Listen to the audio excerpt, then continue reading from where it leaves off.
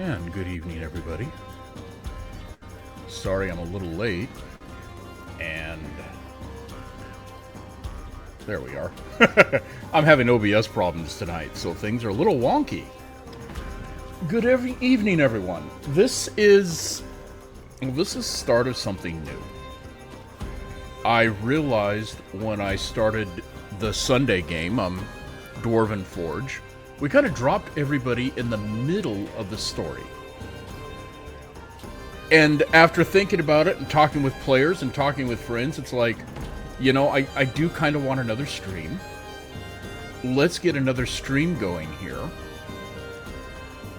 And I decided to do what is going to become Chronicles. Chronicles is going to be the history of Scarlet Watch, which is the every other Sunday game. The current story arc is the Dwarven Forge.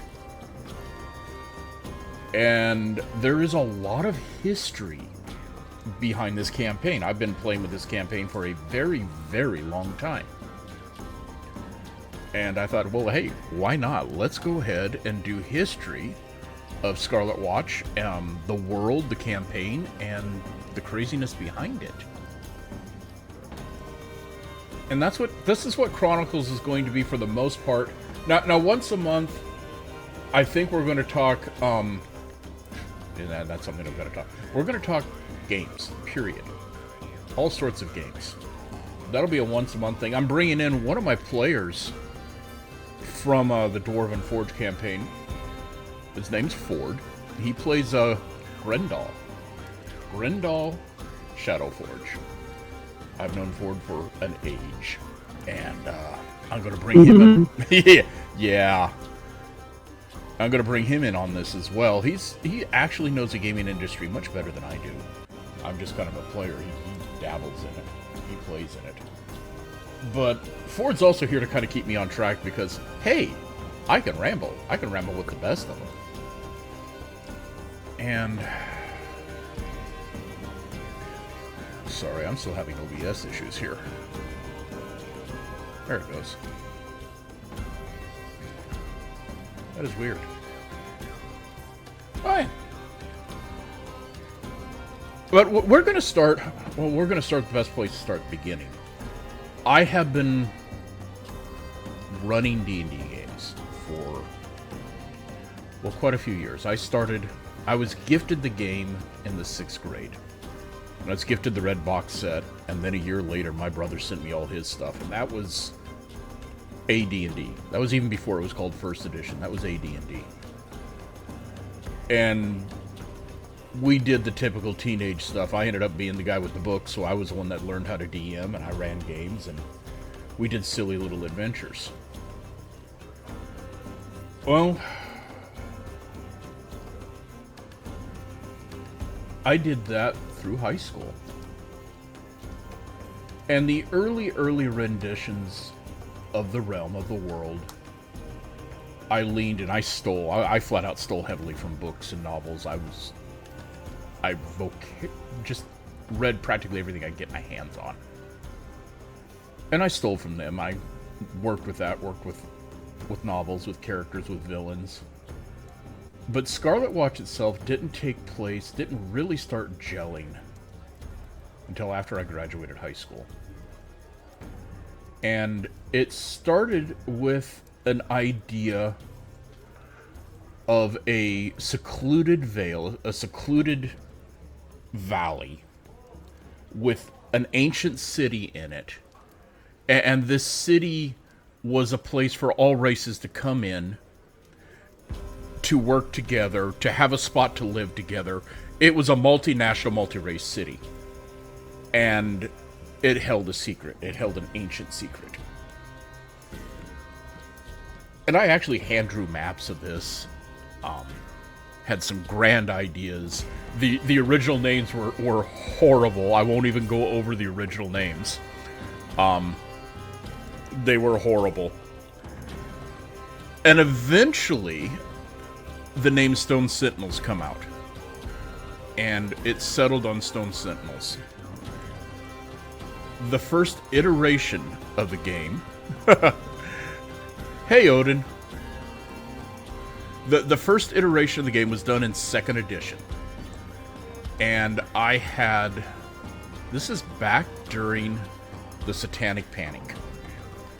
And those that don't know what the Satanic Panic is, catch me later, I will fill you in. It was a trip. For those that lived through it, for those that dealt with it, it was a trip. Yeah.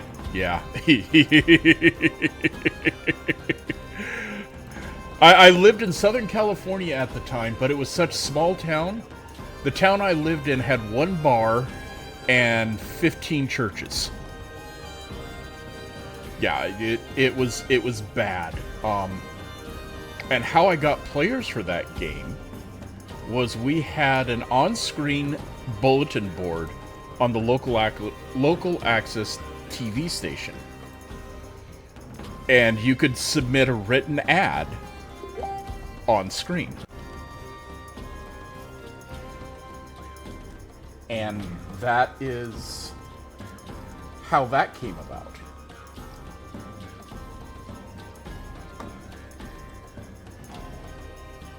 And I got a lot of flack for that. I got so much flack for that, I actually invited church members to come play in the game. Because they were giving me a whole lot of flack. They refused, and eventually I had a boss of mine reach out to the churches and say, look, this guy's taking teenage boys off the streets. They're not getting in trouble. They're not doing drugs. They're not causing problems. And he's actually helping them with their grades. Hey, Ash. And when they continue to push, he goes, look, you either leave him alone, or I will let people know what your boys have been up to.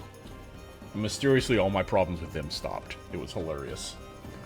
It was absolutely hilarious. But this campaign started with, 2, 3, 4... 5 players, and they all played, I think, 2 characters each, or most of them played 2 characters each. It was a big party.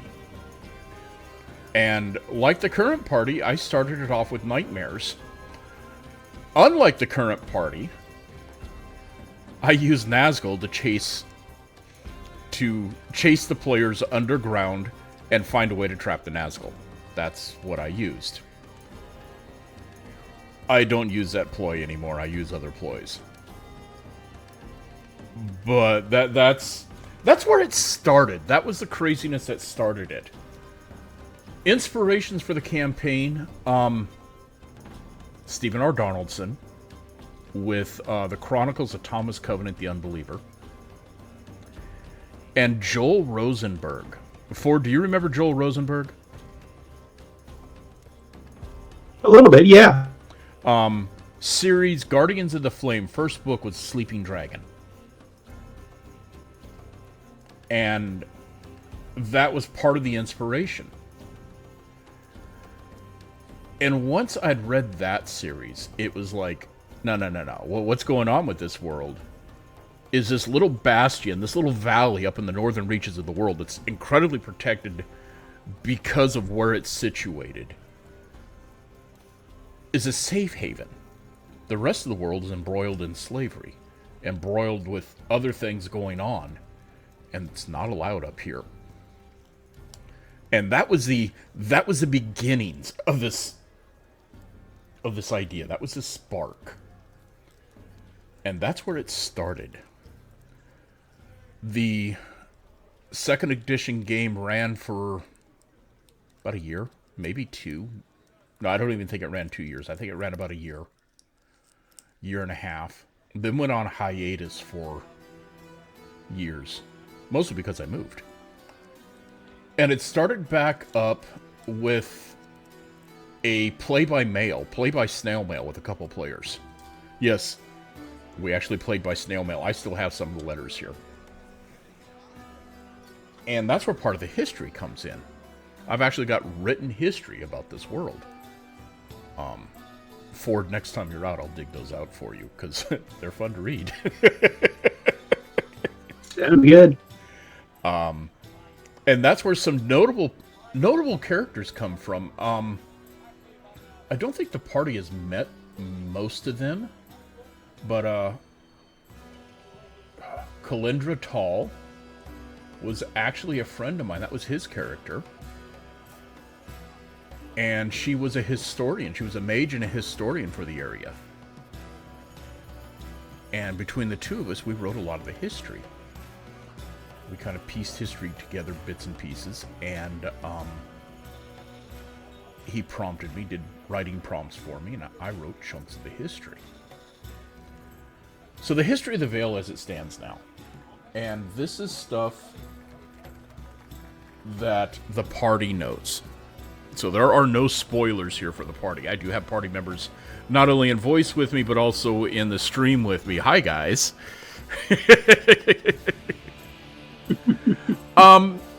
Ash, this is actually history on the game world. Since we dropped everybody for the Sunday, I actually, for the Sunday game, we kind of dropped everybody in the middle of the second story arc. And it's like, no, they need to know what's went on before. And it's like, I need another stream anyway. Let's do history. Let's do lore. And this is what this one is. This is lore. So you get to hear some of my storytelling pros here. Be afraid. Be very afraid. And yes, must hydrate. Hydrate, hydrate, hydrate. But how the Vale come out? The Vale itself is actually a crater. It's not a natural geological feature. It is actually a crater.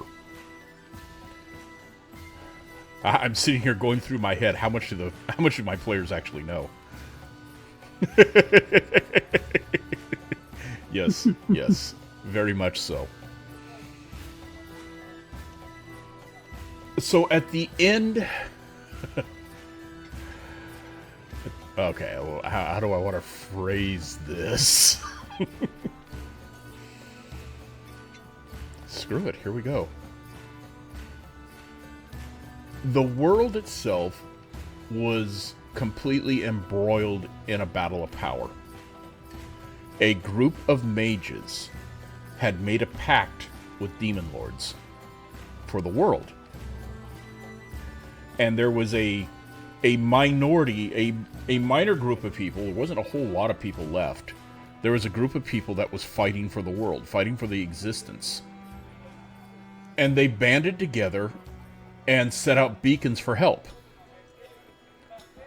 The beacons were answered. The beacons were answered by the great dwarven intergalactic nation. Yes, you heard it right. Intergalactic. Part of this might be spoilers for my players. I apologize, guys. And by the time the call was actually answered and help arrived, the final battles were being fought. And the final battles were world-shattering battles. This was absolutely epic level magic being thrown around. And what the mages were doing was trying to open a permanent portal to hell on this world for the demon lords and for essentially hell to pour out into this world so they would have access to the rest of the planes, to the rest of the prime material planes. And they had actually had the gate all but open. They had opened the gate, and the Dwarven Intergalactic Force had come in. Dwarven Intergalactic Force, Dwarven Spelljammer ships are moving, living mountains. They take the whole mountain with them. So they're a citadel. They're this huge, huge thing. And the reason the dwarves could react as fast as they could and travel as far is they were using an experimental drive. Instead of a normal arcane or normal dwarven type drive, they were using an infernal drive. An infernal drive is powered by demonic energies, by infernal energies. The war had progressed to the point, by the time the dwarves arrived, this cabal of mages, this cabal of wizards, had actually opened up a portal to hell, a direct portal, and they were shoring up the gate to make it permanent. And the choices were vaporize the planet and lose everything on it, or plug the gate, literally. This dwarven citadel decided to make the noble sacrifice and plug the gate. So they dropped a mountain on the world. Literally. As the mountain hit, the citadel itself plugged the gate and the gate sealed around it, with the infernal drive right in the middle of the gate. This meant that the that the gate to hell couldn't actually be fully closed. And the demons were pouring into the dwarven citadel. Well, as they poured into the dwarven citadel, dwarves did what they do. They bolstered it, they set their defenses up, they collapsed tunnels, they collapsed everything they could as they evacuated the citadel, and they sealed the citadel. But before they left, they brought their toys with them. Because, you know, what's a good clan of dwarves without their tools? These dwarves have technology. It's just that simple. They have technology. And once they sealed their citadel up, they got...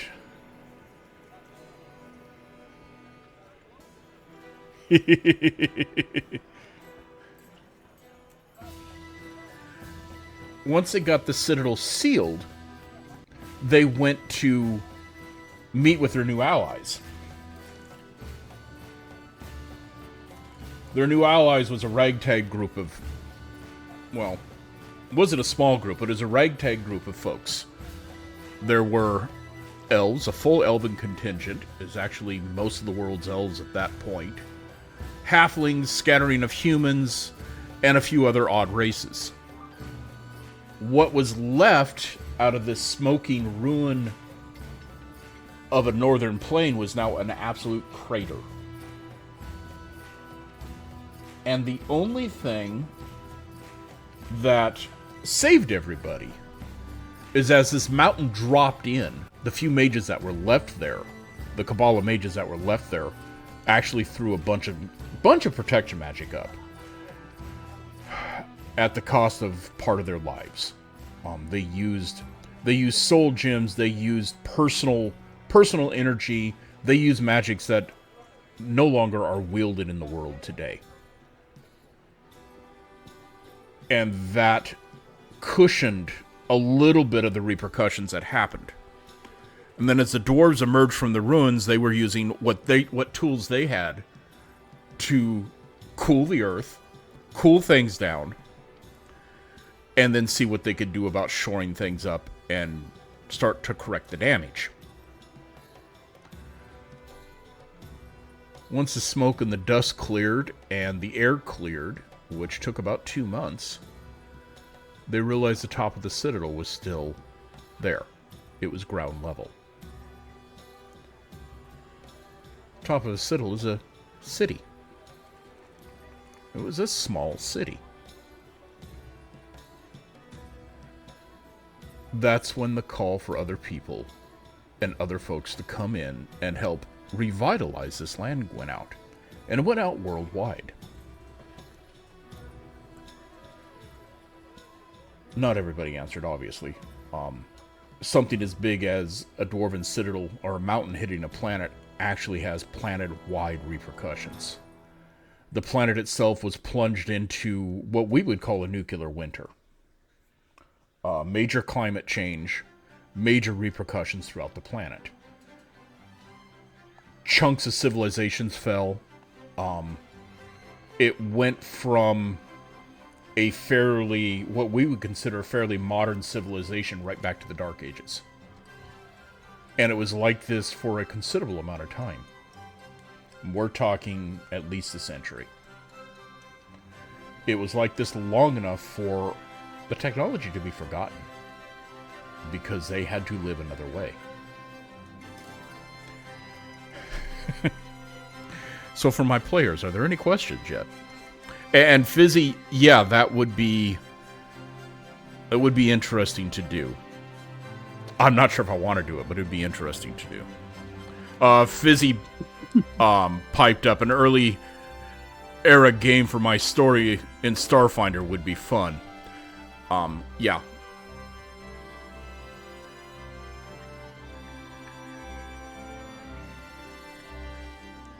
I'm thinking about doing I've got an idea for a Spelljammer campaign.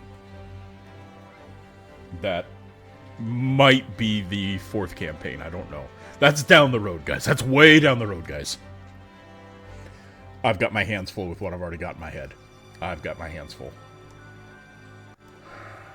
Okay, OBS is giving me problems.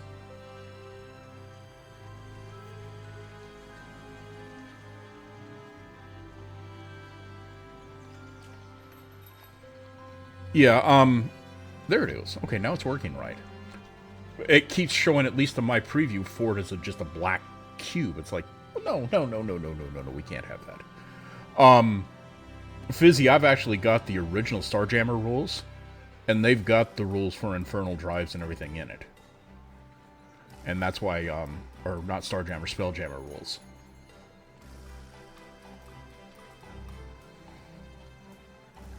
So, yeah. But that's the early days. That's how the Veil of Mist itself was formed. It's actually a crater. The party figured this out in the 2nd story arc, is where they figured that out, found that out at.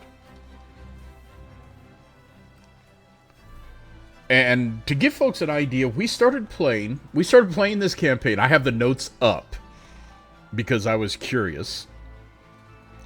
July 25th, 2021 was the first session of the 1st campaign, or the 1st story arc. And for the most part, we've had the same core players all the way through. Yeah! It's been a while.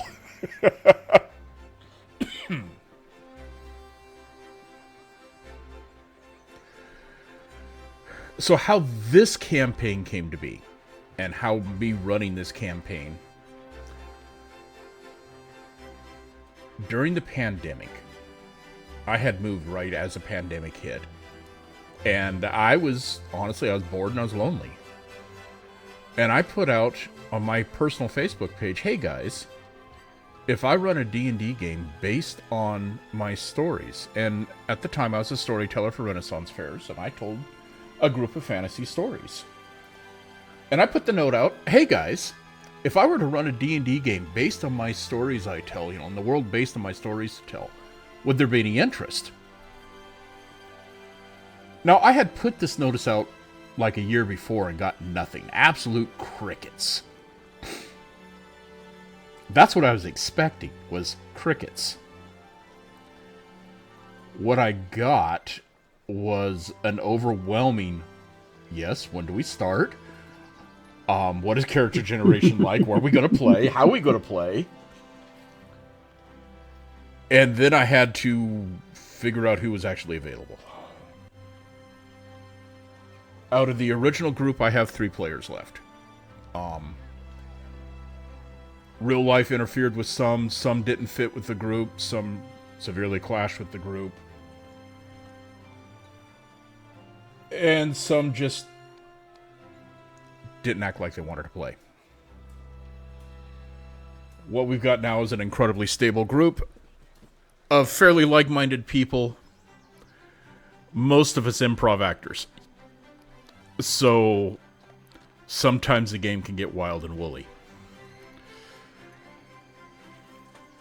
And then one of the players goes, hey, why don't we stream this? I panicked. My first thing was, I'm not good enough.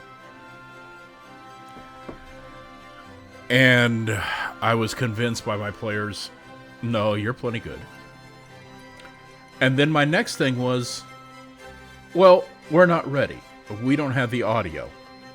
We don't have the setup everyone doesn't have the setup. And then I went watching other people's streams. And went, oh my.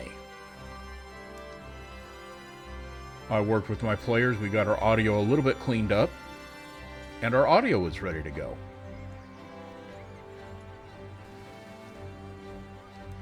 And then finally, I went, well, if we're going to do this, I want it to look a certain way. I have the very, very fortunate luck of having this incredible person in my life. That's my girlfriend, but she's also an incredible graphic artist. And we got talking, and I said, hey, what would it cost me to do banners and such for a Twitch channel? She shot me a price, we worked back and forth, and then we did a couple of character portraits. I showed the character portraits to the rest of the group. The rest of the group goes, ooh. And I said, you know, I'd like to do these as cards. Since we're not all going to be on camera, I at least want some sort of presence on the stream to identify who's who. So we commissioned character portraits as well.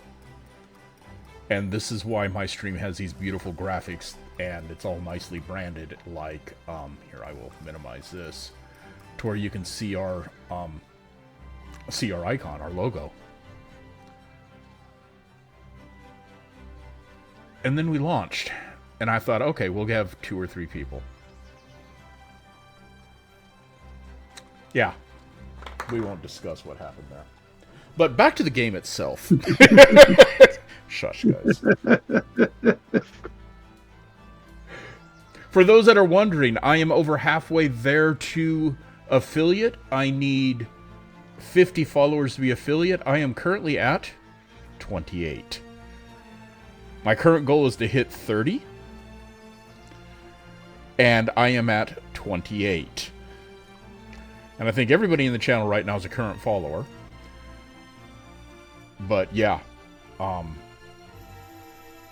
we hit 50, I can start doing, we can get a sponsorship rolling, we can do other things going. And yes, I will be picky about sponsorships. That's just me. I am picky about this stream. But I am rambling.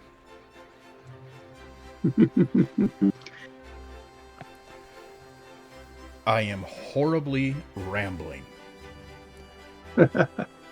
Well, we're talking here. So, back in July of 21, we started this crazy train off, and we didn't play in Fantasy Grounds. I looked at Fantasy Grounds at the time and went, oh, that costs money, I don't want to deal with that. So we started with another service. It was a free service, it's a web-based service. Did not fit us well. Did not fit us well because of technical issues. Well, between technical issues and the scope of what I was doing. Those that don't know, I am a storyteller. That's what it comes down to. I have been DMing for 30 years, if not 40. Oh, gods. But I'm a storyteller. When I do a game, it's not kick the door, kill the monster, grab the treasure, run. When I do a game, I try to weave this story. I try to bring the players into this world. I either try to open the door or open the window and say, here's the world, come join me. Come explore, come play in this world. Please, come play. Come show me what else you see there. Because I only see so much. Come show me what you're seeing.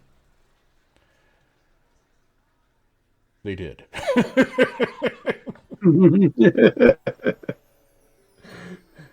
They did. Part of the reason I brought Ford on this stream, Ford decided to play a dwarf, and he gave me this beautiful, beautiful history of dwarves, you know, and played with dwarves because I had a vision. I guess that's where I need to go next, is the races of the world, and yeah, you guys don't know what happened. So after the dust settled, I keep hitting my mic. After the dust settled, after the world started calming back down, and the immediate emergency of essentially getting people fed, getting people housed, getting society started again. Well, as society started again, the folks in the southern kingdoms, the folks in the southern hemisphere, and the southern countries of this world, where this mountain drop was up in a northern mountain range and in northern plains. Well, folks south of there, as they started getting things going, they decided indentured servitude was a way to, get things done. If you can't pay your bills, well, you've got to pay your way somehow. You become property. Slavery become a part of the way of life. And it started with indentured servitude, and started with very limited time, and you were treated halfway decent, but you had to do labor, you had to do things to pay things off. And that's how it started. And slowly over the years, over the decades, servants' rights became less and less and less. And slowly it started becoming to where just the poor wasn't enough to supply the need for laborers, wasn't enough to supply what was needed for cheap labor, cheap forces, and to keep the economy going. So people were hired to go collect people. People were hired to go find people. And the slaving trade started and become extremely popular and extremely lucrative.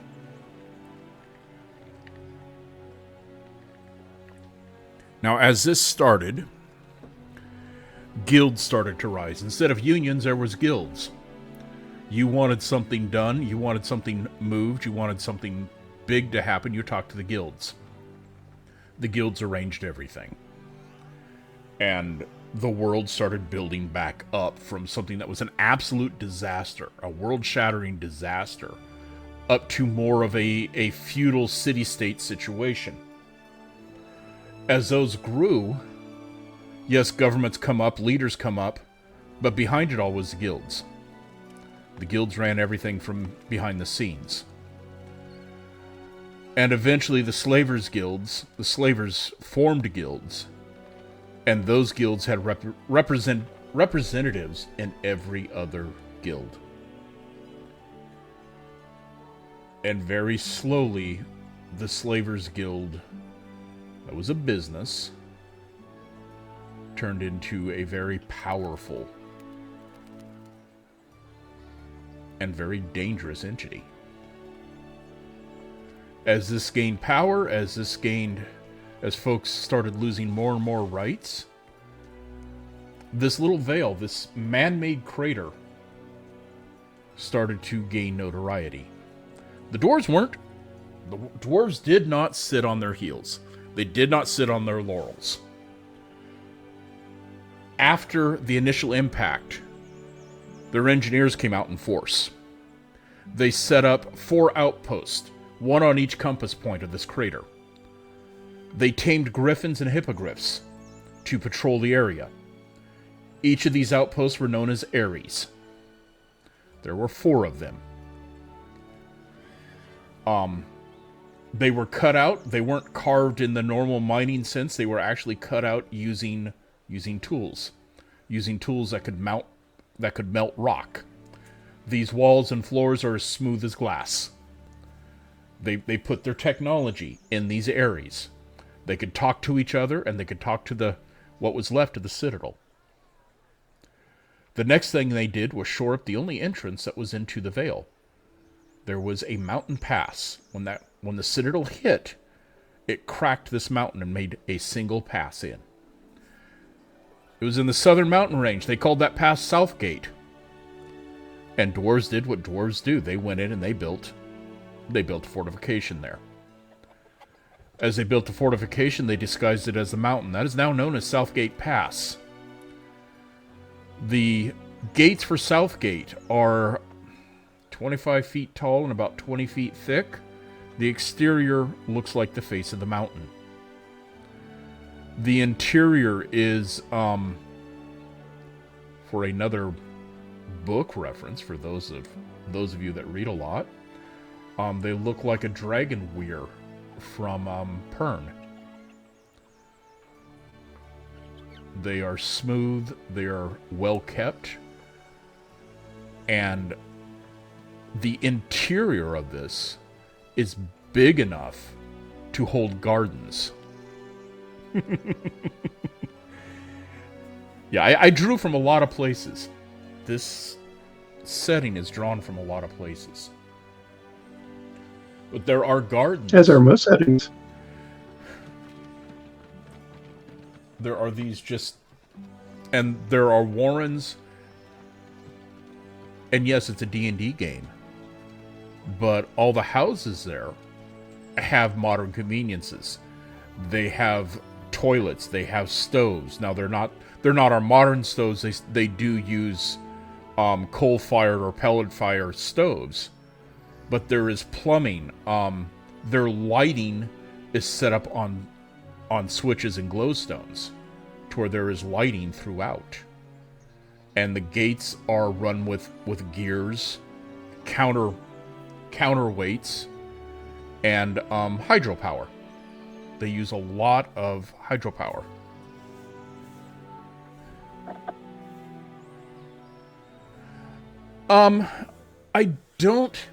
I have my map for the Vale itself. I don't have the maps for these other places. I've never really mapped them out. I need to. I really need to, Raven. Let's see here. Let me grab a map. That is in the queue. Go ahead, Ford. I'm sorry. Yeah, mapping's in the queue here. Yeah, I'm just saying mapping's in the queue. That's something we've been talking about. And after we get a few more things done, that's going to be one of our big foci there is to focus on on the mapping of the Vale and the lands beyond, and maybe even the entire planet at some point.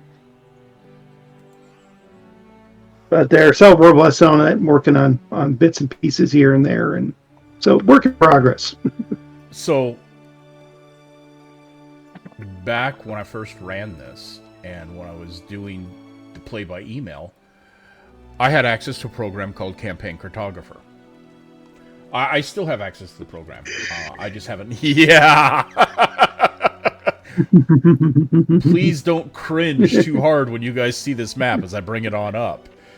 Because I'm looking at it now in the small form going, oh my. But we'll go ahead and bring this map up here.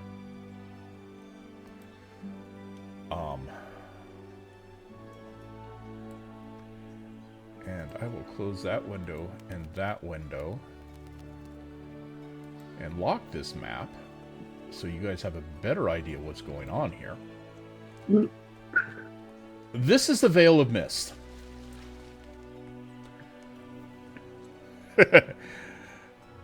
The sad part is this isn't the first draft of the map. It's really not the first draft. That's the sad part. And looking at this picture, I can tell you exactly how old this map is. And the reason I know this is actually a scan, because I don't have the original file any longer. And the reason I know this is a scan is, see this yellow area right here? That's a food spill. That's actually a stain on the paper I scanned this off of. I care. Oh yeah, this map has lots of character. And yes, observant people can tell, oh look, the Vale's a square. It's not a square. I promise you it's not a square, but that's how I mapped it. It's a square. Yeah. Limitations of the program at the time? Limitation of the cartographer at the time. We'll call it for what it is. Limitation of the cartographer. Oh, okay. It gives you a basic idea of what we have in mind and yeah, what's going to come up in the future.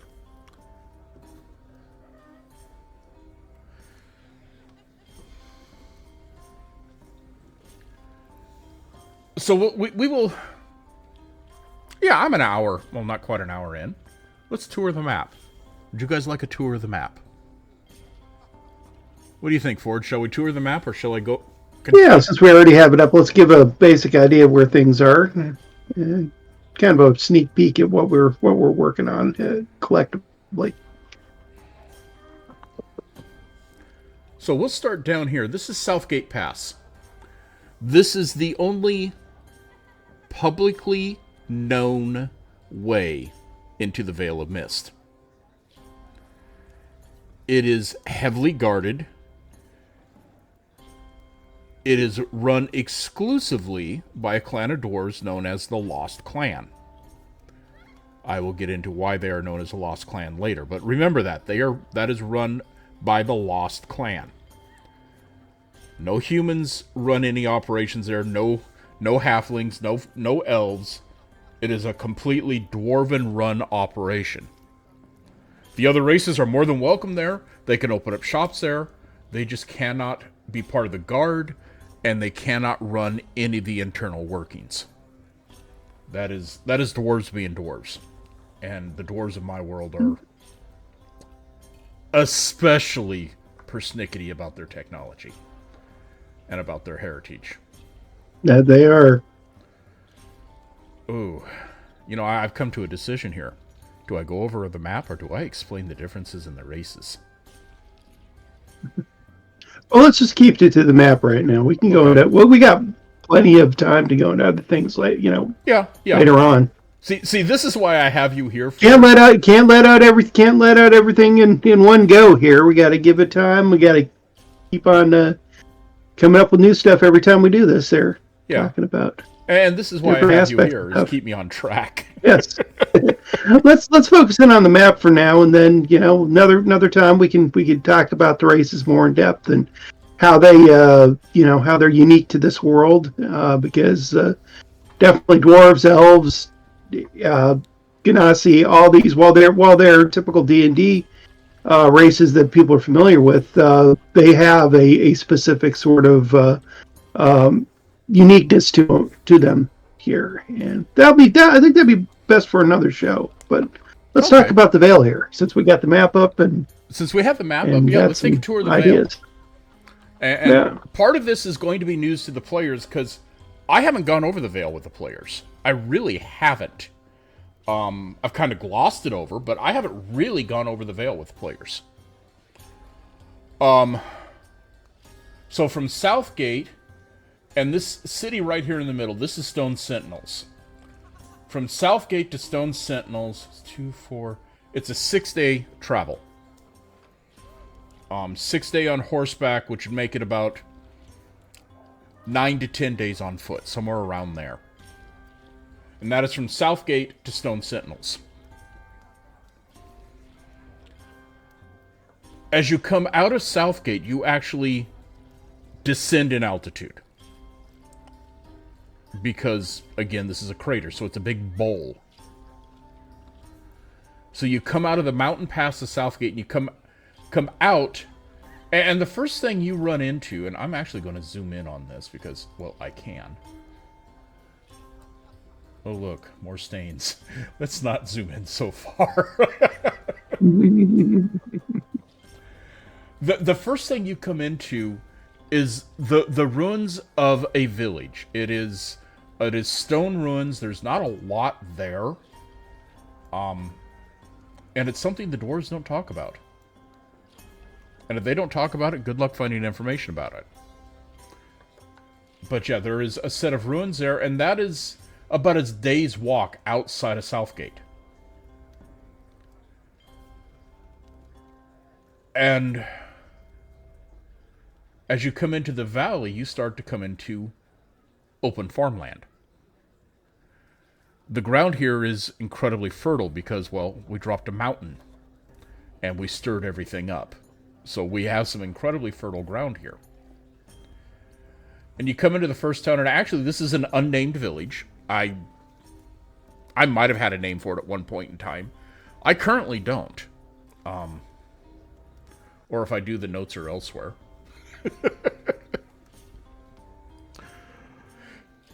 There is a inn there that is set for travelers. It is a traveler's inn.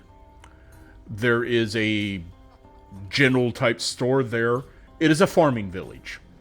So you'll have all your basic amenities there, but there won't be anything major there city-wise. It's just your basic amenities. Population-wise, it would be a mix of all races. But again, they're mostly farmers and ranchers that tend to this area of the land. Another 2 days travel on horseback, you run into another small village. Again, they are farmers. These are just hardworking folk. It's another plain village. This village will have a bit more elven content. And in this world, that is kind of rare. But, again, they're hardworking people. There will be a sponsored inn there. Your basic general store, and then your base village type amenities. You'll have your blacksmith. There'll be some sort of religious shrine or church there. And just your base amenities. Again, nothing major. There won't be a magic shop there or anything like that. Now, that doesn't mean there won't be a mad hermit in there or something along those lines, or somebody incredibly proficient with something odd, or a craftsman of some sort there. And then you come on into the City of Stone Sentinels. Stone Sentinels is a city of about, it can house easily 60,000. Currently, there's about 30,000 in the city. It is stone-walled, completely encased in stone wall, and there is a river about the size of the Mississippi that runs all the way through the Vale, and it runs through the city. This river is used for barge traffic, as well as it is their source of fresh water, source of fish, seafood, and several other things go on with this river. The river flows from the northeast to the southwest and disappears into the southwest via Darkwater Swamp and this area down here, which we will get to here in a bit. We will get to that. That's currently where the party is. Well, not quite where the party is, but we were there on a journey. Yes.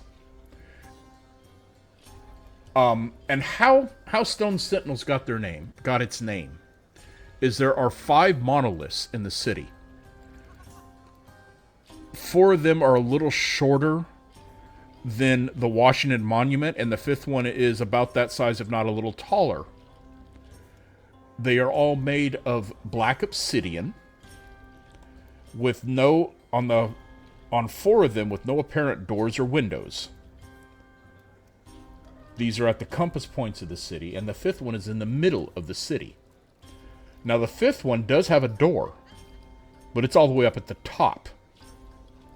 And until recently, very few people knew what this was for. They're called the Sentinels because this was the solution to keep the Demon Gate closed in the Dwarven Citadel. Was they used these sentinels, these towers, are actually an engine to keep the gate closed and to trap demons where they are. Yeah, it's a collaboration between those rogue mages you were talking about that were going against the bad guys and the Dwarven engineers. And the Elven Arcane Masters.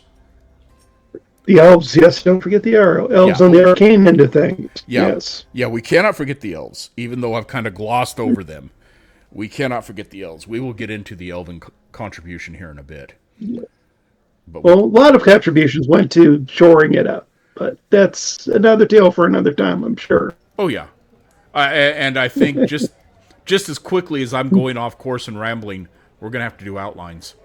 We're going to have to do outlines. Oof. Mm-hmm. Me actually having to write something down.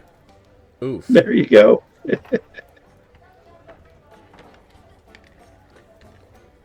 And that's another reason for me doing this stream. They're being recorded, so I can refer to them later. Yes, Odin, I am infamous, absolutely positively infamous, for pulling things out of my hat or other nether regions and rolling with it, and then within a session or two piping up going, what did I call that? And my incredible, fantastic, amazing note taker will go, hang on a minute, and start digging through notes and then tell me the name.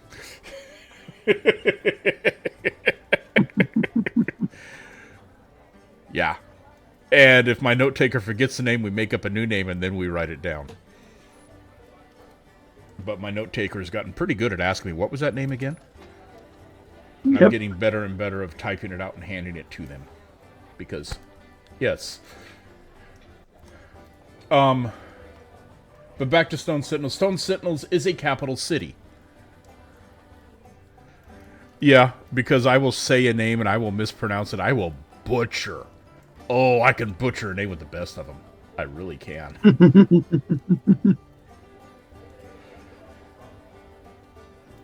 But, Stone Sentinels is a capital. And as the Southern Kingdoms started to ramp up, and as the slaving guilds started to ramp up and actually hunt people, the Veil of Mist here opened their gates and said, slavery's not welcome here. And they banned slavery in this region of the world. And they enforced it. This very, very quickly put the Veil of Mist at odds with the rest of the world. Or at least with the rest of the continent. We'll get back to that. To the southwest here, we have a settlement in the middle of this forest. When I originally wrote this map, and this is before I did some changes to the world and to the races of the world, this settlement was an elven settlement.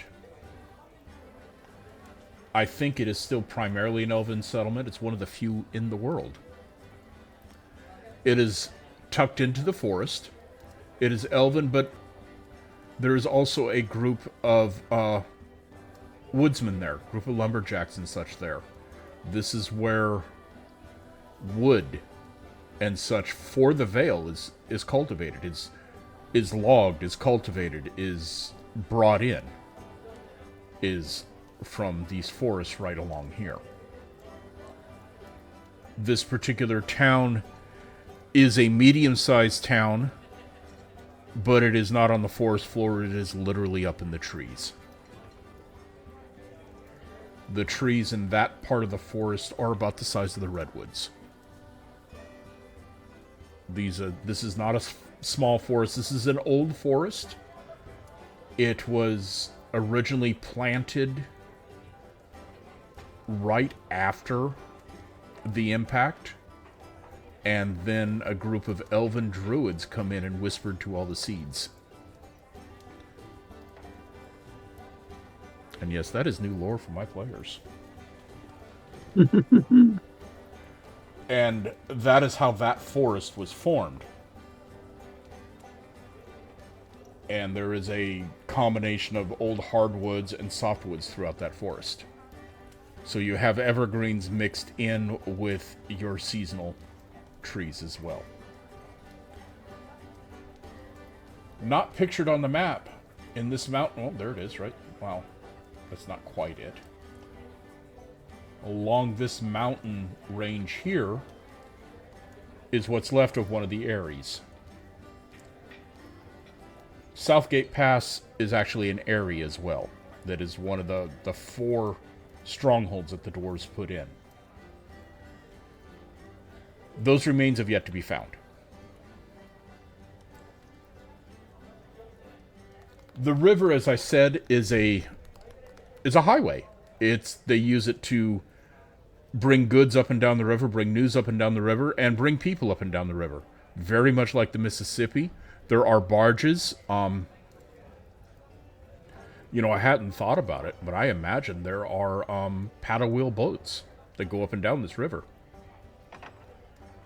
What do you think, Ford? Oh, I think that's a good possibility. Yeah. Considering, dwarves are involved with a lot of that. Yeah, and all but the deep winter, I think there would be paddle wheel boats going up and down that river. Mm-hmm. God. Oh, I could just see it. I could just see a traveling gambling boat now. Yep. We'll have to look into that in the third arc there, at least for part of it. When we Oh. I'm going to make players mad at me at the third arc. The third arc's going to upset people. Yeah. But coming out of the city is another farming community. Again, it's 2 days walk north. Or 2 days ride, I'm sorry. And again, this farming community takes care of... It's a hub for the farmlands on either side of the road. And a little bit of forestry happens here. Now, as we come up north, is one last community. Now this community, this is more of explorers. There is some farmers, there is some ranchers up here. This is where the wildlands come in at here. This mark up here is a newly rediscovered area. This was the end of the first campaign arc. The party had found an area. It had been converted into a fighting arena. And the first story arc of this campaign was the party finding the area and shutting it down, then reclaiming it. So for those of the party that didn't know where the area was or where the arena was, it is right up here. Now, something that hasn't been discovered. This is ruins of another settlement. I'm not going to say a whole lot more about that settlement. We'll just say it's a ruins of another settlement. I'm purposely glossing that over. We'll get into it, I'm sure, along the way. Oh, along the way, you guys may or may not get into it. We'll see. We will see. And that's the north-south road. That covers the north-south road. Now we're going to go into the river. River travel. This is a deep, what appears to be a slow-moving river. This is actually an artificial canal. After the dwarves dropped the mountain in the area, they knew one of the first things they had to do was get water to the people. Between the elves, the dwarves, and other races, as they were scrambling to heal this part of the world and to seal the gates up, they realized they're going to have to get a spot for people to live. They've got to have water. They've got to have food. They've got to have all this coming in. And supplies they had were limited. So one of the first things they did was start to establish things like waterways. The dwarves initially dug a fairly straight canal. They had found a spring up in the northern part of the Vale. They tapped the spring, and they ran a fairly straight canal. Well, over the centuries, with snowfall, with snow melt, with rainfall, it would flood, it would do exactly what rivers do. And instead of this nice straight canal, you have now the river. And I don't think I ever named this river. Have I given the party a name for this river at all? There's a possibility. Might want to talk to our lore person about that. Because I don't remember naming this river. If not, when we do the updated map, we're gonna definitely have it named by then. Oh yeah, well, something tells me we're gonna have a name before too long. Yeah, but talking with you and with what we've been working with, I'm anticipating we're going to be seeing a lot more of the Vale, at least part of the third arc, and definitely have updated maps and names and a lot more there, because this place is big. It is. I mean, it's far bigger than even what we can conceive in a lot of respects as characters. So Ford, I'm going to let you talk about this. What are we working on behind the scenes? Because you've hinted at it about 3 times now. So I'm going to let you talk about this for a minute, because again, you're my game industry guy. Well, behind the scenes right now, we're working on codifying a lot of the the game notes and all these brilliant ideas that we've all come up with to help support the game, along with the original material. And we are coming together with what will eventually be a codified, at least for the Veil. And we're working on that as part of our ultimate plan. When things happen, don't know, but we are in current progress of coming up with stuff. Maybe inviting some people in on a few things here and there. So keep posted on that. But our intention is to at least put together a good gazetteer for the Veil, and we're also looking at other things like other parts of the world, like Southern Kingdoms. We're already in the Dwarven Nation, which is the Veil right now, or we are close to the Dwarven Nation, which is again another area of the world that we are mapping out and looking into and working with as we. And more about that's going to come into being when we get finished with our little interdimensional quests that we're doing here that are help to support situation going on in the Dwarven Nation. We've got other things that are happening throughout the world too, and quite a bit that could be something new that comes up that we've never mentioned before. So we're in the process of long-term creation with this, and everybody's been contributing, and everybody's been coming up with great ideas, and we're eventually we want to put it down on paper, and at least for the Veil of the Mists have a gazetteer together to share with people on that. And there's plenty to see, plenty to do, ruins, adventure, and stuff just in the Veil alone, not to mention other places that we're going to be going to in the course of the game. So my end, that's close. I'm going to elaborate a little bit. Yeah. My end goal is to take, for example, one of the old Forgotten Realms gazetteers and write a gazetteer for this region so other people can play in it. Just give them an outline, a general idea of what's going on, the economics, notables, and adventure hooks. Produce some maps, produce some stats, and get it out to people. I don't know how well it'll go over. I have been blessed and I've surrounded myself with some very talented people that can write, that can draw, that can organize things, and help me organize my thoughts on this and organize what I have. In the end, we're hoping to produce something. How long this is going to take, I have no idea. How much we're going to charge, I have no idea. But that's our end goal, is to be able to do that. This come out organically. I've had players go, man, you've got to produce this. It's like, why? It's just a game world. It's nothing special. You guys see a theme going on here. It's more than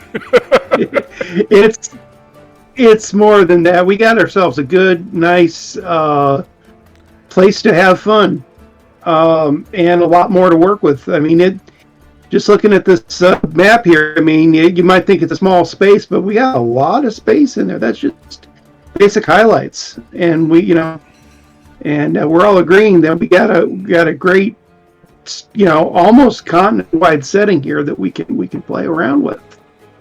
Especially when you come with the surrounding lands and things going on there in local communities outside the Veil, and other interesting things that we're already coming up with great ideas on. Collectively, all of us have come up with something. Every time one of us comes up with something now, it's like, ooh, I like it. How do we do this? And then another one will come up with something else, and we're just building on stuff, and it's quite the trip. Yeah. It's quite the trip. And over the next few sessions, I think here with us getting together, we'll be releasing more stuff and kind of giving insights on stuff. We may even be returning to this map, but maybe in a different form with what's going on in some of these towns with new names and community stuff and stuff to to bring out for people to use and stuff. Well, so I can't tell lots of stuff, lots of cool stuff here. I can tell you one of our players is writing about this region, and another player is writing about this region. I can tell you that much. Mm-hmm. And I know me and you are collaborating with the Dwarven nations, and I've got the yes, we are, and I've got the base outline for the Elven nations in my head. Mm-hmm. But we're going to go back. And the Dwarven, yeah, the other thing with the Dwarven nation too is it also involves with not only dwarves, the dwarves coming together to create their own boosts of civilization, but some of the aftermath of what happened with the creation of the Veil, in the fact that, well, let's just say certain realms started showing up down below. Yes. Realms that many people are familiar with. Yes, we'll get more into that later. Oh yeah, that'll be the next couple of sessions as we delve into the first story arc. All this is background, folks. I hate to tell you that, but all this is background and overview of the world. Yeah. I didn't realize what I created. Good grief. Well, heck, we're going to have quite the gazetteer when we codify it, and then when we expand with other things like Dwarven Nation and Southern Kingdoms and Elven Nation and other things. I mean, there's many other things there that we've already been thrown out there that, well, we'll talk about more later. But there's some pretty wild ideas that I think I personally think are amazing, and some stuff that tops some of the stuff I've come up with, I think. And that's what I like to see, is that, when somebody can come up with a concept that goes above and beyond what I'd think of, is, that's pretty darn cool. Thank you. But we'll talk about that. That's what we got this session here for, is for us to get together and talk more about that, as well as, throwing in some gaming ideas and advice and such. Right. Way. So let's head back to the river that eventually we will name. Yeah, let's look more at the general map here. I'm going to start up at the northwest corner here, and I'm not going to say a whole lot about this town. Besides, it is a wilderness town. It is on the edge of very, very bleeding edge of civilization. I know things about it I'm not ready to reveal yet. There is somebody writing about this town. I'm going to leave it at that. Just that simple. This is also near the headwaters of the river. The next town down is a small river town. This town is a ranching town and a logging town. They ranch up in the foothills here. You have sheep, hardy cattle, such like this. And they do some logging at the edge of the old wood here. This old wood has rumored to have ints in it, so you've got to be very, very careful on what you log in this area. Mm-hmm.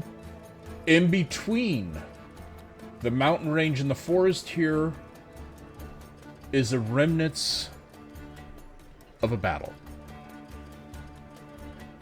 and the ruins of a town. And that's all I'm going to say about it. Look, a big theme with ruins and things that people don't say about there. I think that's going to be a big theme for the future. It is, and I'm not saying a whole lot about these because these are adventure hooks. These are... Yes, I have a general idea what's there. But these are adventure hooks. And I have several of my players here, and I'm trying not to give spoilers. I'm trying to give an overview of the place and try not to give spoilers all at the same time. And I invited not to mention, players. Not to mention that these also give us openings for, when we do put it into gazetteer form, for people to come and create whatever they want and come up with their own stories. Right. And what I have done with this is I've told my players, each and every one of them, this isn't just my world. This is our world. So I've opened it up. If they Yes. want to write about a section of the world, they come talk to me. I give them my overview, and then they play, and they submit it back to me, and I go over it, and we make changes, and then we finalize it out. This is a collaborative effort. Part of that is because I don't feel my writing and creative skills are good enough to do it on my own. Here we go again. Hush. Hush. I'm allowed that one. Hush. So I watched the chat.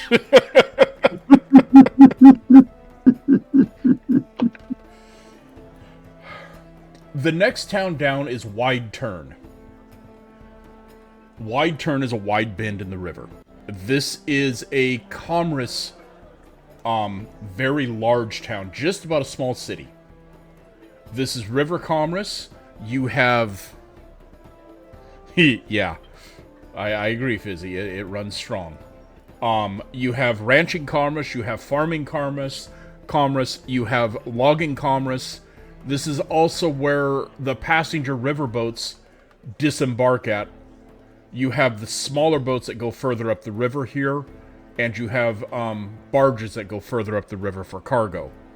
But the big passenger boats do not go past Wide Turn. Part of that reason is the river actually narrows. Wide Turn is the spot where the river widens up and spreads out a little bit into the vale. Before Wide Turn, it is fairly fast-moving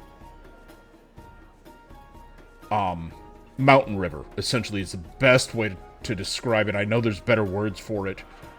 Words are eluding me tonight. But this is Wide Turn. It is, like I said, it's a large town, small city. Commerce center for the northwestern region. Past Stone Sentinels, you have the trade town of Driftwood. Again, this is a large town, small city. Again, a lot of barge traffic here. A lot of passenger traffic here. There is a lot of things that go on right in this area. So Driftwood is, again, a commerce town. Your Teamsters,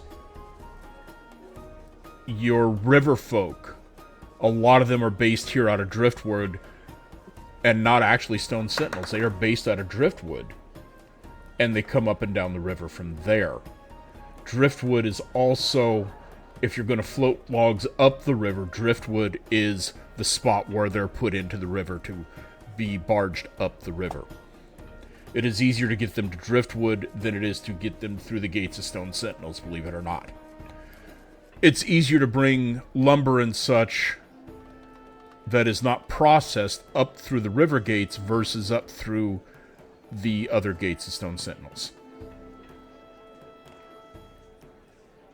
Downstream from Driftwood is a village of, well, not village, but town of Darkwater. I like Darkwater. Darkwater is its current name, and I know I've got a lot of 80s kids in this channel. Yes, I chose that name on purpose. Yes, it is a direct reference. Because right beyond the town of Darkwater is the Darkwater Swamp.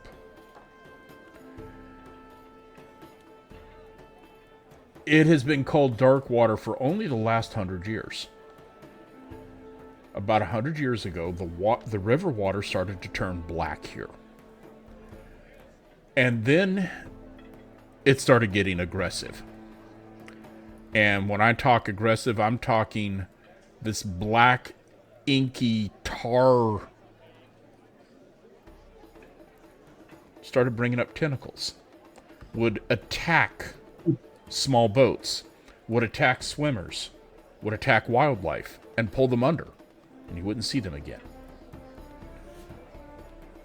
The citizens of Darkwater found ways to coat their boats, coat the barges, and found ways to fight this dark water.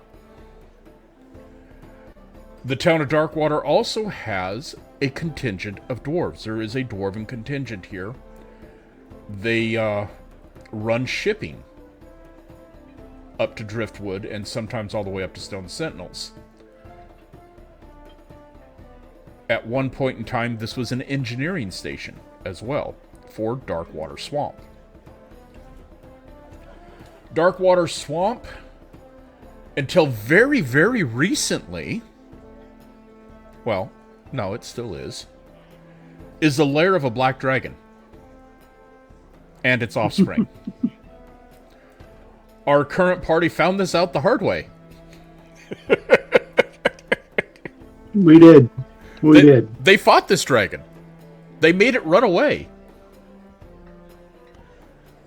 And then they left its treasure alone.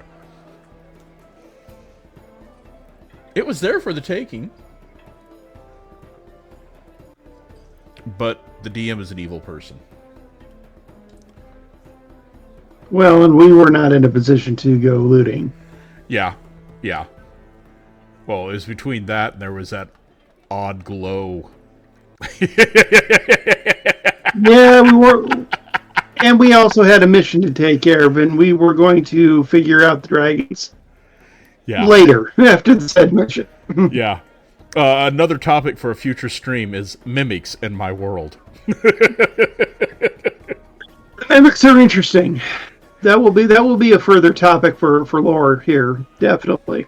Yeah. One of us needs to be writing this down. Yeah. Oh, we got plenty written down. Yeah. No. Outline for streams. One of us needs to write this stuff down. So, hang on a second. Let me pop a notepad up here. I'm going to brag on Fantasy Grounds here real quick, guys. Fantasy Grounds is the software I use to play D&D. I bought it when it was not so cheap to buy.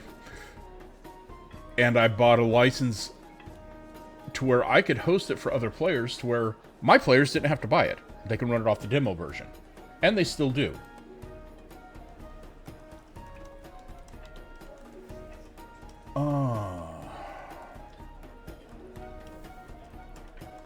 Yeah, I'll have to say Fantasy Grounds is probably one of the best gaming software platforms out there. I've been very impressed with it, and it continues to change, and the changes always seem to be on the positive and helpful end of things, for sure. I would just get more games involved, we'll be good to go. Yeah, and they actually have a wish list in their forums. That if there's a system you want, you can go into their forums, have a wish list, and you can vote for different licenses and such.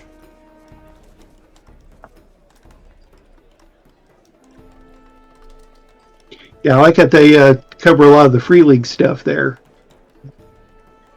That's some of my favorite games and game systems that are out there right now. Yeah. Which, by the way, one of my favorite Free League games, shameless plug. One of my favorite Free League games, Vaesen, is coming out with a new Kickstarter for their outside of their next in the series of Mythic Europe books. They're outside of Sweden and Scandinavia. They're going to be doing a Mythic Carpathia and everything involved in that. So I think everybody can guess what that's going to be about. Yeah. Well, if we're going to do shameless plugs here, I've got to throw one in there too. Mm-hmm. Oh, another shameless plug. Let's do shameless plugs. We're going to do another absolutely positively shameless plug. Adventure a Week Games, AAW Games. These are the people that put out Vault of the Drow, put out the huge Drow campaign, that put out the Splunking Guide. And for a decade put out these little quick Dungeon of the Week, Adventure of the Week stuff. Has started something new. They are amazing. Let me get a proper title here, because I don't want to butcher this. Yes, they're good. They're a good company as well. It's Rise of the Drow. I apologize, not Vault, but Rise of the Drow. Yes. Definitely. They're if you're looking for good Underdark related campaign, Rise of the Drow, is amazing. really tops. It is. Yeah, It is and they huge. got a lot of supplemental books too. Yeah, the base book is over 500 pages. Yeah, I know this, but the best supplement, of course, is the Spelunker's Guide, and that can be used everywhere. We've been using it in this game. We barely scratched quite the a bit. surface of it, but yeah, I'm getting ready to make your guys miserable with it. But Yeah, as you should. Well, we need to get back to the not to spoil it, but we were in the Underdark actually. yeah, So we were, and you're we going. need to go back to the Underdark. You are Yes. going back. I promise you. That's not a spoiler. All my players know it. You're Nope. going back. Yeah. I won't guarantee how you're going to get back there, but you are going back. I promise you that much. Well, we have to if we're gonna complete our current course of the mission there. Yeah, if you're going to complete the story arc, you have to go back. Of course, you Yeah, could that complete the is story true. arc without going back, but that would be detrimental to the I world. don't think that's exactly going to work the way, unless there's some other way, and well, I don't think we've figured that out yet. So Yeah. that'll come out in the Sunday games for sure. Yep. So Adventure Week Games is doing Adventure Arcs is their new endeavor. They're getting ready to start a fundraiser for it. And I was in they had a little presentation earlier this week, and some of the things that they're proposing is amazing. It's stuff that I want to incorporate in this game, and stuff I've been thinking about anyway. There's they're going to have rules for rune magic, for totem magic, and here's the kicker. Here's the one that I'm really excited about: heraldry magic. That's the one I'm That's excited going to be about. cool. Yeah. Yeah. But that's enough shameless plugs. Let's continue down the river here. Yeah. Let's continue down the river. Lost Spring. Lost Spring was a dwarven village, a dwarven outpost. It is currently abandoned. The current adventuring party was actually at Lost Springs in this current arc. And what they found was they found a dwarven town that was actually built on a rock shelf. The houses were stone, but they found some rather odd things about the houses here. They had metal doors. They actually had glass windows. Now all the glasses broke out. But on the roof of every house the roofs were angled, and there were remnants of glass on the roof with very, very fine wiring. Very fine copper wire strung all the way through it that went into a bundle down a conduit, down a tube to the back of the house to a box. And they found every single house had one of these boxes. Some of the boxes were actually melted. Looks like the melting went from the inside out. There was evidence of other things here as well.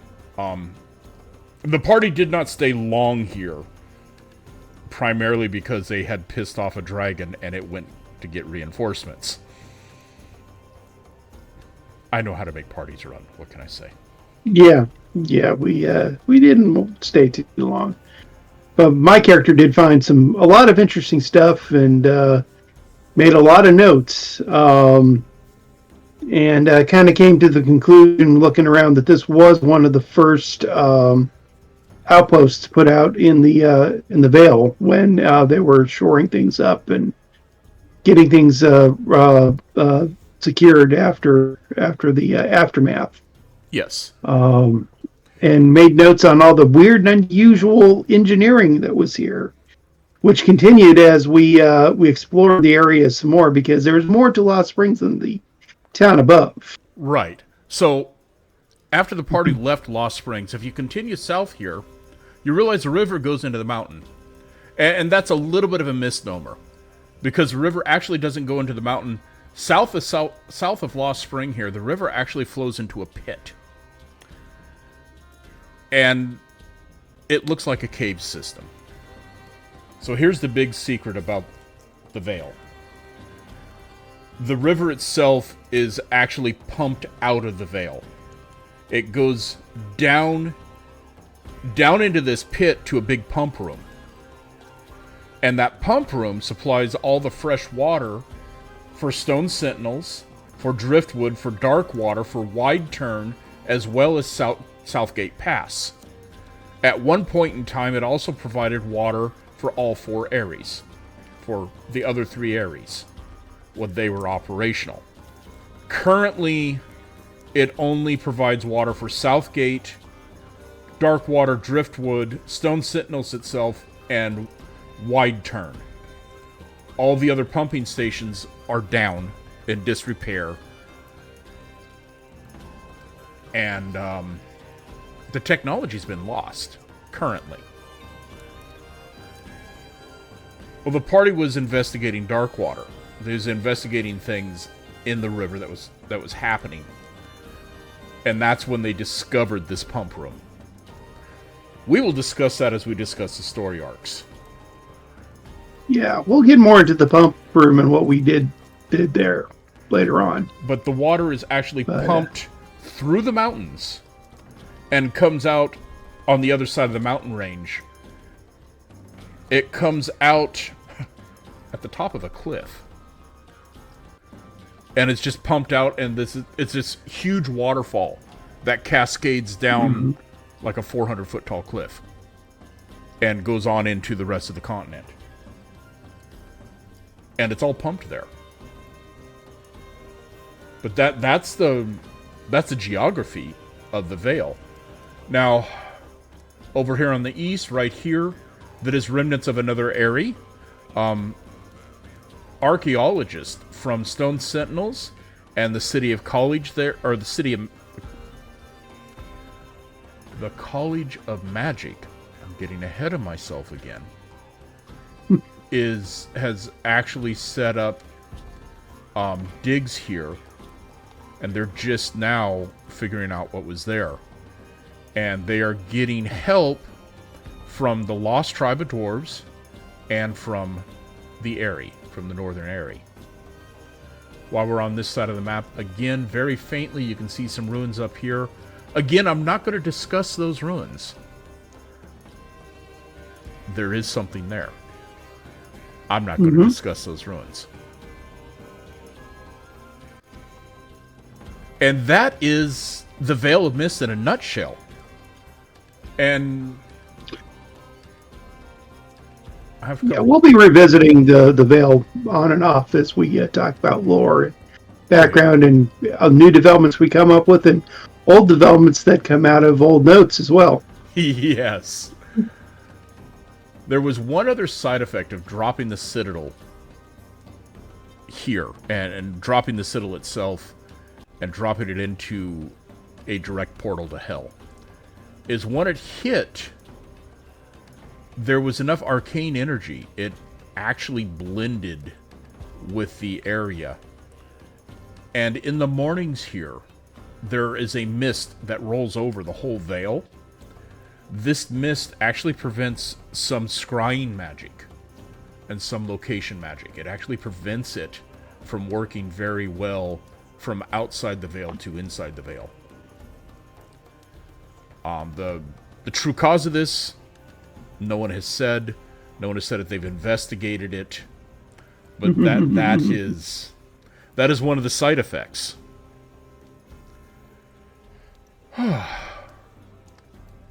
Okay, I have covered. Well, that's been a pretty big lore dump, I think, for tonight. That is. It's been a huge lore dump. I didn't realize how much. Yes. Well, we got a lot more, so I'd say let's save a lot that lot more for another time there. Yeah, I do have some time. I want to indulge myself a little bit. Sure. Would there be any complaints if I indulge myself a little bit here? I told folks here that I'm a storyteller. I tell stories in the traditional sense. Traditional being spoken word. My stream, my rules. And I give, in the history I give is Yeah. In the history, I told you guys that, when I offered this game, I offered it and said, this is the world where my stories take place. So I'm going to indulge myself. I haven't done this in forever, guys. I haven't told a story publicly in 2 years. Good God. Let me grab a drink. Grab that drink. Tell the tale. Let's hear it. We're going to go traditional tonight. This is my take of a traditional tale.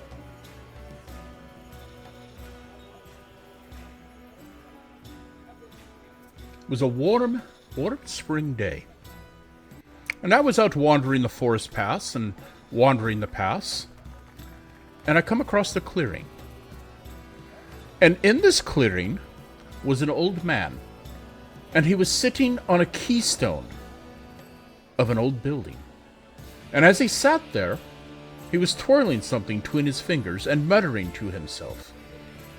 And as he was muttering, I caught the phrase, "It's all me fault. This is all me fault." And I kind of looked at him funny, and I went to walk away, and the voice in the back of my head. Now we all have voices in the back of our heads. They tell us what's right, what's wrong, what's good, what's bad, if we need to do something, if we need not to do something. We all have this voice. You cannot tell me we don't, because I know we do. Unfortunately, my voice happens to be Irish. Aye, and she can get shrill when she wants to be. Very shrill. And she goes, Alec, you want to go talk to that man? And I'm like, no, I don't. She goes, yes, you do. You want to go talk to that man. It's very important. And I sighed to myself, and I wander up to him, and I said, good sir, what be all your fault? And he looked me up and down, and as he looked me up and down, he realized that I was carrying not one, not two, but three skins, 3 wineskins on me. And he goes, oh, if you give me a pull off that skin there, I'll tell you. And I look at him, and this is me spring mead. This is my good spring mead. This is sat and fermented and worked all winter long. This is my good mead. And I sigh, and I take the skin off, and I hand it to him. Does he take 1 pull? Nay. Does it take 2 pulls? Oh, heavens, no. Nay, nay, nay. He takes 3 long pulls, about half my skin. And he sighs and wipes his mouth. He goes, oh, that was good. And I'm thinking to myself, you better bloody well believe it was good. I made it. But and as he sighs and settles in, he pats the stone next to me and goes, come sit. Come sit, I'll tell thee. And as I sit down, the stone is cool, but it's comfortable. It's a warm day. This feels nice. And I sit down, and he goes, lad, at one point in time, this was the seat of a grand kingdom. And we were truly a grand kingdom.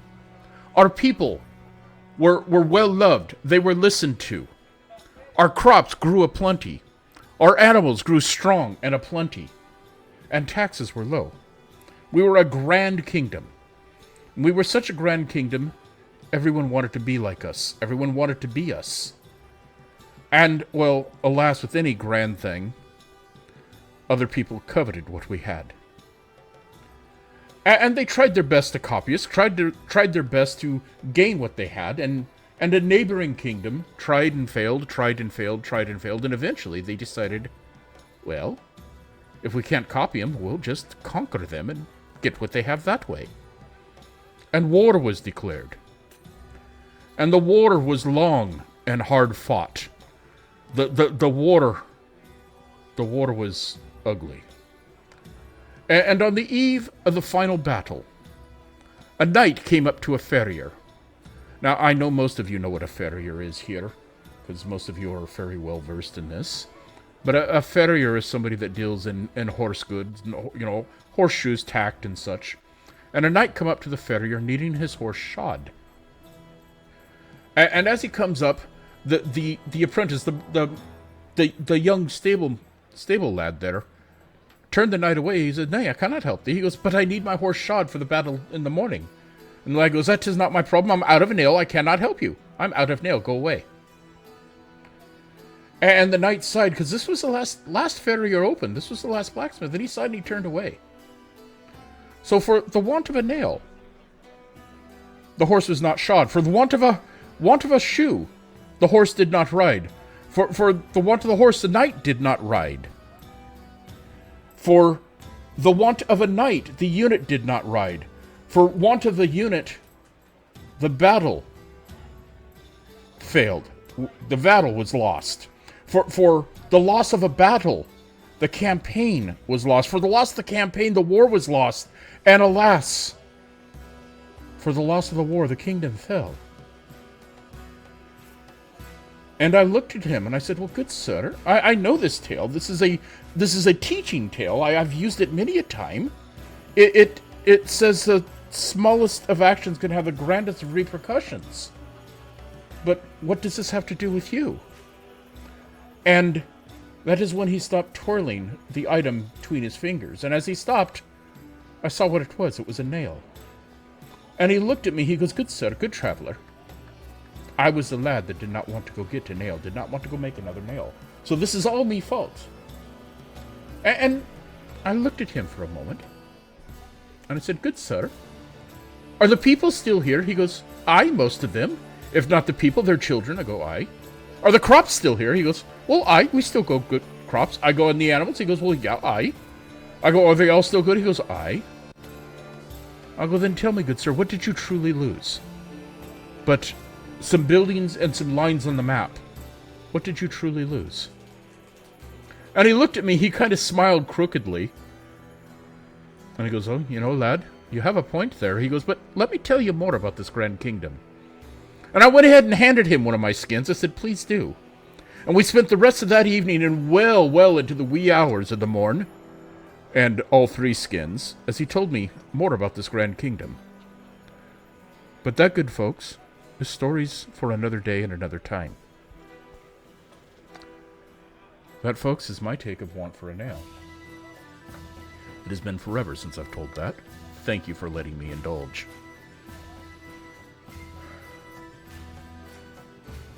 Oh. Thank you for indulging. Wow. Appreciate it. Appreciate it very much. That's very good.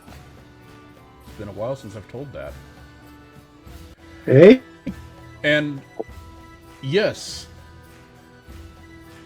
that valley, that little clearing actually exists in the world. It's not in the Vale, but it does exist in the world. I have a general idea where it's at. That won't be obvious until the second campaign. But yeah. A lot of the story locations will happen during the second campaign. It's in a different part of the world. Well, folks, I think I'm actually going to... Thank you, dear. Thank you. Unless my audience has questions for me, and I will wait a moment here if you have questions about what we've covered tonight. I'm open to questions. And even if it's not about what we covered, I'm open to my world questions, my campaign questions. I'll answer a few questions tonight, and then I think we're going to wrap it up. Now we got to wait for chat to catch up. Yes, that is the thing. Giving chat a chance to field the questions if they wish. Yep. Ford, thank you for joining me tonight. I do appreciate it. Hey, thank you for having me on board. It's good to talk and stuff. Hopefully we'll get to do this again and reveal some more interesting bits about the world and the Vale Mists and Dwarven Nations and other parts of this thing that we're all putting together. Well, as we play. Yeah. And I am going to set out the invitation to all my players to Scarlet Watch. Currently Dwarven Forge, and I think I will, in the future, I'll open it up to Tomes of Samovar as well, but I want to give you guys a little more time on that. Tomes is going to be interesting in the fact that while we are playing in the established Forgotten Realms, which is totally different dimension and stuff, much the players and background that's surrounding that tale is going to be tied in with this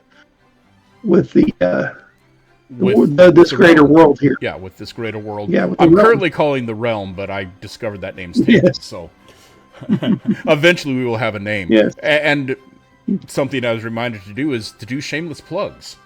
So I am streaming again Friday afternoon, 1:30 to 3:30 Central. I do a Game Prep Friday where I am doing game prep material. I do that for 2 hours, and I talk with my chatters, with my audience here. I interact with them. I do so pretty heavily. The last 2 streams, we have worked on a Headless Horseman encounter, and I was supposed to have done some work this week on that. I still have a couple days to do work on that and polish that up. And then every other Sunday, we do the big campaign, the Dwarven Forge campaign. That is happening this Sunday, and that runs from about 1 o'clock in the afternoon to right about 6. Well, 6 o'clock is our hard stop, just to be sure people have time to get home and get things taken care of and get real life taken care of. Yes, I know 5 hours is a long stream. These streams are also recorded, and the game streams themselves I'm posting up on YouTube under the same channel name, under Scarlet Watch. Please go find us there and follow us there. I would greatly appreciate it. Every other month. Now, right now we are on hiatus. Every other month, so we will pick this back up in November on Tuesday nights. What does that run? 7 to 9 Central, Ford? Yeah, 7 to 9 Central usually. Yeah. 7 to 9 Central. I'm running another campaign. It's currently in the Forgotten Realms. It is called the Tomes of Samovar. That is another live play D&D game run with a different group of people. Ford is in amongst that game as well. It is currently in the Forgotten Realms, but that story directly will affect things happening in this realm here. Currently, that is my streams. And then the opposite Sundays of Dwarven Forge, I play a game called Exiles over on Fizzy Pop Culture. I am playing a changeling... Yeah, Odin, I'm a little busy. I'm playing a changeling warrior with secrets. Yeah, I'm a little crazy. And, well, since I'm doing shameless plugs and making announcements, I might as well make another one. I have finished my Fantasy Grounds conversion for Slave Lords of the Undercity. It is an old 1st edition module. It is the first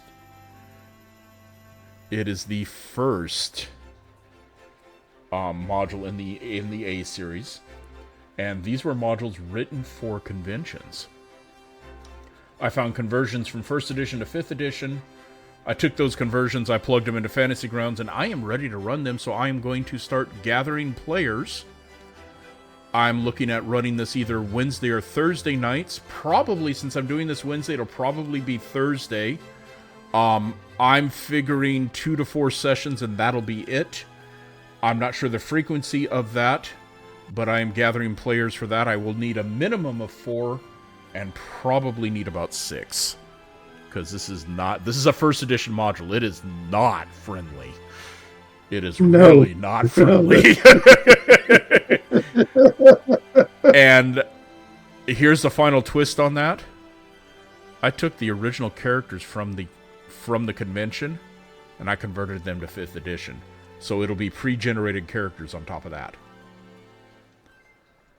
Yeah. Gonna be fun. 2014 rules. Oh, Odin. Oh, man.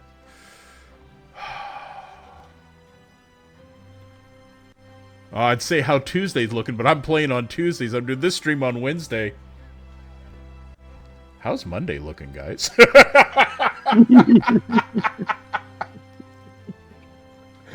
We'll talk about it. I will get a channel up in Discord about it. We will talk about it in Discord.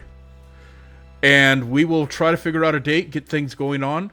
Look for that channel within the next couple of days. To all my chatters, thank you so much for joining me tonight. I greatly appreciate you. Yeah, Mondays. La la la la la la. Yeah, I know what Monday is for you. Yes, come and join us in the Discord there. We continue the conversation. You got a question for Any of us all, we're in there on and off. Throw it up. Yeah, and Means we'll be more happy to help out and talk out. And yeah, yeah. yeah, yeah. And if you have a question, don't be afraid to drop a message in Discord. I will see it.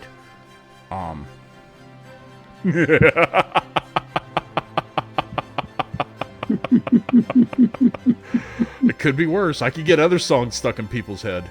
I do have a few favorites for that.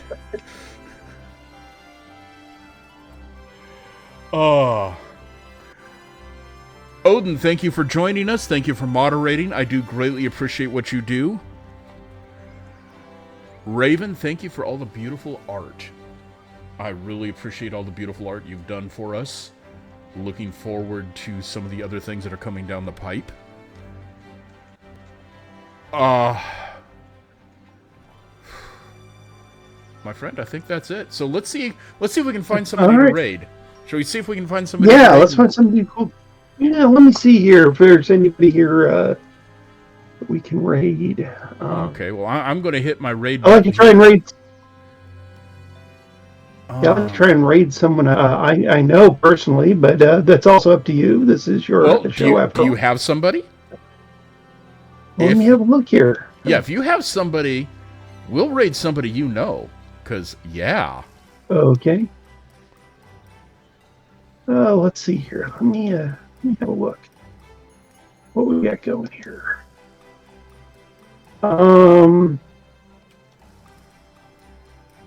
If not, I do have a live play that we can drop into. Yeah, let's go with live play. There. Oh, wait a minute. No, it's a rerun. It's a rerun. It's a rerun. Oh, darn. Okay. Let's see here. I do have another live play here. Okay.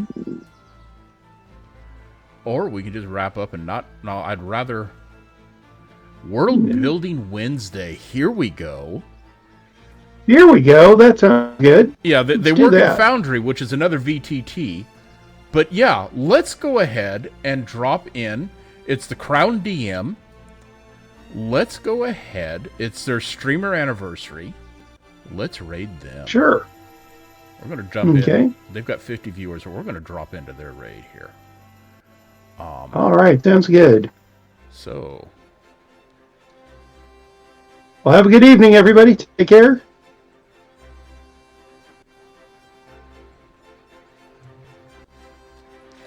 And as we go into